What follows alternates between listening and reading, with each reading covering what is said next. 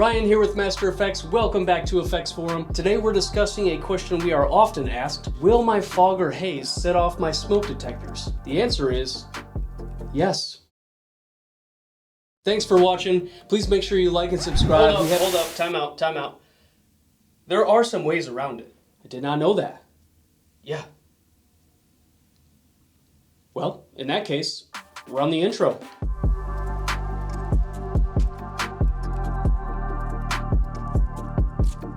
Fog and haze will set off smoke detectors, but like this guy said, there are ways around it. It's important to know what type of smoke detector you have and how it functions. And there are four main types. First is ionization. This works by an electric current between two plates. And once fog or haze creeps into that chamber and disrupts that current, it triggers the alarm. Then you have photoelectric smoke detectors. This works similar to the ionization, but instead of electrical current, it's a light or a laser. Once that light or laser is disrupted by the fog or haze creeping into that chamber, sets off the alarm. One of the most common smoke detectors is actually a hybrid of the ionization and photoelectric. These tend to be highly sensitive and very accurate. And then there's our favorite, heat detectors. Heat detectors don't sound the alarm until there's a change in temperature or a rate of change in temperature. Now these are just some of the common types of smoke detectors. The fire suppression systems that they're built into are a whole different beast. Every system varies a little bit. For instance, at our headquarters, we have heat detection system in our warehouse and a hybrid system in our offices.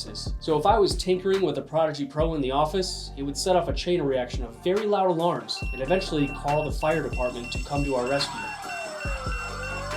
This is why it's important to know what type of smoke detector system you have. Now that we know the general types of smoke detectors, let's talk about how we can avoid setting them off. Let's start by determining what type of effect you're going for in the space you're working with. Are you looking for a quick blast of fog, a continuous trickle, a billowing cloud? Is it a big space, a small space? High ceilings, low ceilings? Knowing this will help narrow down what type of machine and fluid you need. Every machine has a different volume of output, and every fluid has a different density or hang time. For instance, if I wanted to simulate a pipe burst with a quick blast of fog, I would use the Atlas. It's high intensity, instantaneous output. Yes, Denny. Yeah, but what about the fluid, man? Great question, Denny. For the quick blast I was talking about, I would probably use cryoburst because it only lasts in the air about 5 seconds compared to Apex, which lasts about 30 seconds. Yes, Denny, again. Yeah, but where do I put the machine, man? Another fantastic pre-written question, Denny. Thank you. First, determine where your smoke detector is, what the airflow in the space is like, and strategically place your machine so that the fog fluid evaporates or dissipates before it reaches that smoke detector. For instance, if I have a smoke detector up here, I'm going to put my Atlas over here because that fog fluid is going to dissipate before it even reaches that smoke detector. Now, this same principle can be applied to a number of fog effects. Let's say I want a slow trickle of fog across the stage. I would use a Prodigy or a Prodigy Plus because it adds a horizontal output. I would use Presto fog fluid because it's gone in about 20 seconds. As it moves across the stage and slowly rises, it dissipates, so it's not going to hit the ceiling where most of your smoke detectors are going to be. Even better, you can run low-lying fog because that stays to the ground. More on that coming soon.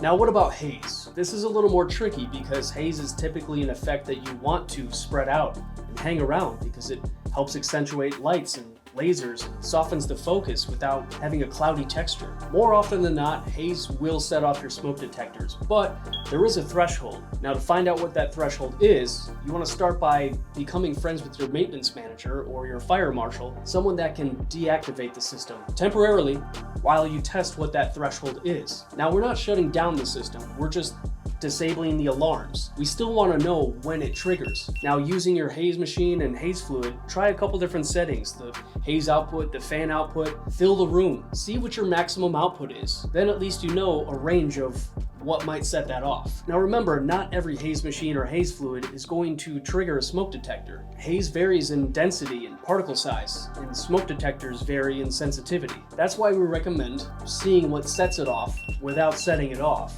so that you know what your range is. Now this isn't going to be an end-all solution. Factors like humidity will play a role in densities and hang times, and it's always going to be in the back of your mind. Is this going to set off the smoke detectors and ruin the show? Now, keep in mind, a lot of these are just tips and tricks. It's just a place to get started to help you figure out how to not set off your fire alarm. If you have any tips or tricks on how to not set off smoke detectors, please let us know in the comments below.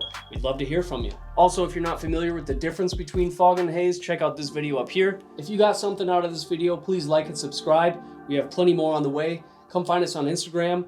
Go call your mom. Go pet your dog. And we'll see you on the next video.